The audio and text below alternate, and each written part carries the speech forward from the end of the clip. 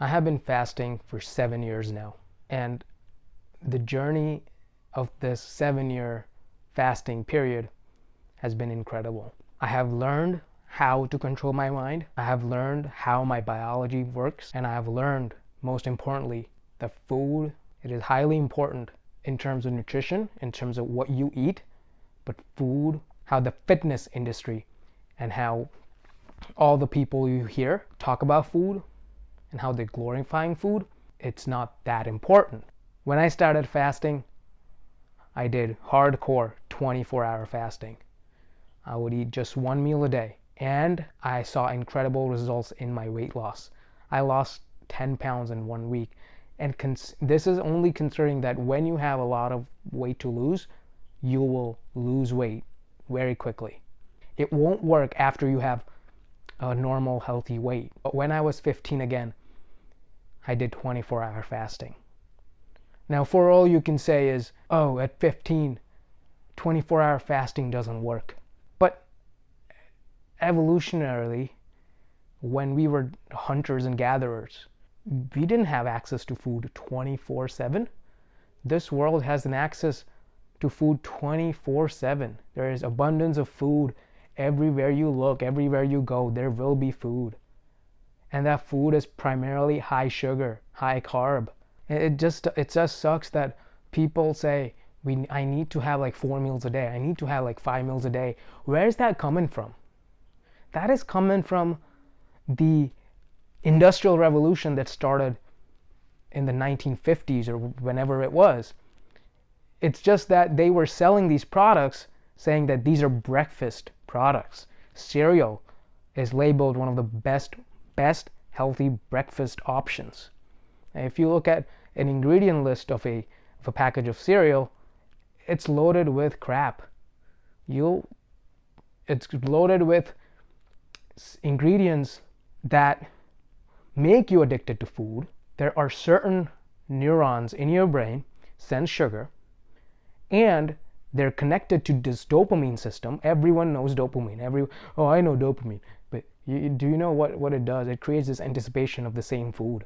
The response of your brain towards sugar is so different to the response that comes from protein and fats. I work as a nursing assistant too, and basically what I have to do is I have to work under a nurse or work with a nurse to do basic activities that maybe doctors and other providers need from us, like taking vitals, blood sugars and everything, but also not fun stuff, which is cleaning people. And but apart from that, one of the things that I've observed is they are given breakfast, lunch, dinner. Well, first of all, hospital food, I have observed, is loaded with sugar, is loaded with carbs.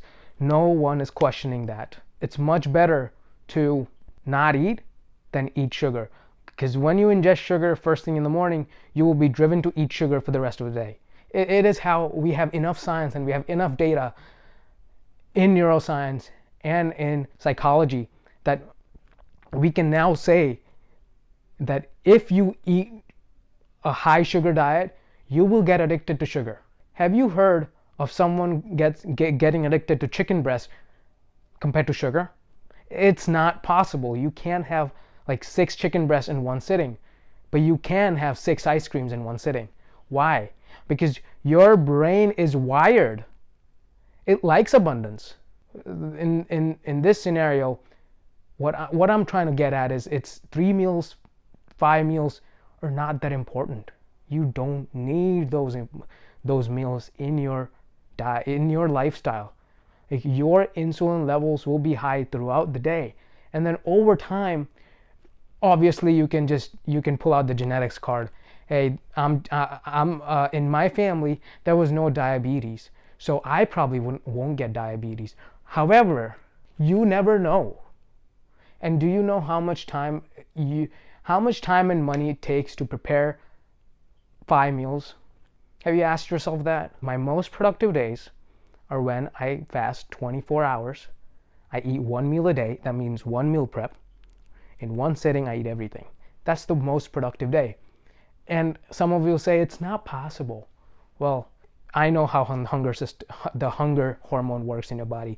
Ghrelin is the hunger hormone in your body, and it rises and peaks at particular times in your day. Now that is tied to your circadian rhythm. Your circadian rhythm is your internal biological clock that generates these new genes in a timely manner. And one of those products is ghrelin. It's highly tied to your internal clock. Obviously, external environment will influence your hunger and ghrelin.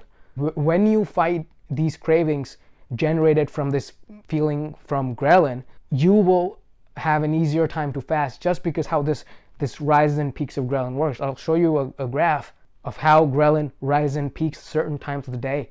So your hunger is not exponential. You have to understand that you store fat because there is a biological machinery playing a role in this. Your biological machinery is made up of, like, it's a system that stores fat, just not to just store it, so use it later. You have to understand that. So when you're fasting for enough time, where does the energy come from? If you have no glycogen storage, and if you have low blood sugar levels, where does it come from? It comes from your fat. And if you have enough protein in your diet, then it will definitely come from your fat. Everything in biology is not possible. Like, it's not constant. Like, it doesn't happen all the time.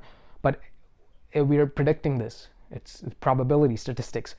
You will be much more likely to burn fat if you have a high protein diet. This might be a little video on diet education, but it's very important to address in America and elsewhere in the world, because I was questioning this, like, every day working in a hospital, like, is this normal? Like, 3 meals a day, like, patients are getting 3 meals a day. What would happen if they intermittent fasted? Like, what would happen if you just gave them like 2 meals a day? What would happen if we try to restrict their diet? Same amount of calories, because we know also from studies, you can look this up, if you do a caloric restriction for a longer period of time, you will reduce your levels of testosterone. There's one other study, high-fat diet. When rats were fed high-fat diet in a time-restricted manner, in like an 8-hour period, compared to rats who were just given food all day, they saw improvements in physical diseases like diabetes, hypertension, etc. This is all very much to think about. The only way to go back to the normal evolutionary diet is by fasting. This is what I believe.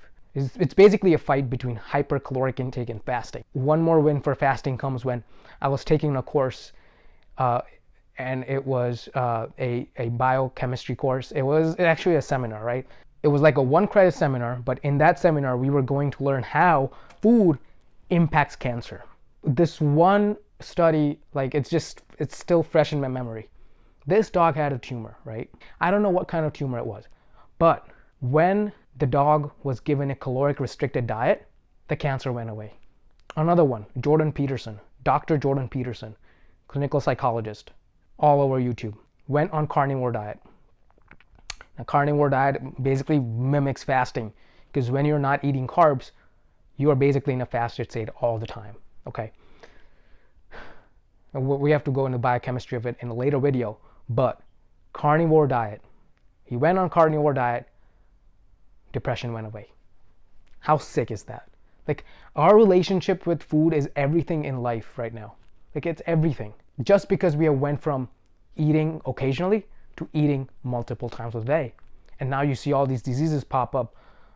And I'm not saying fasting will reduce all the diseases, but it does magic for a lot of people. These are my thoughts on fasting. Like, I gave you a bunch of different ideas in one video, but it was just jumbled up in my head. I just wanted to puke in this video about the incredibleness of fasting and why you should skip eating 5 meals a day.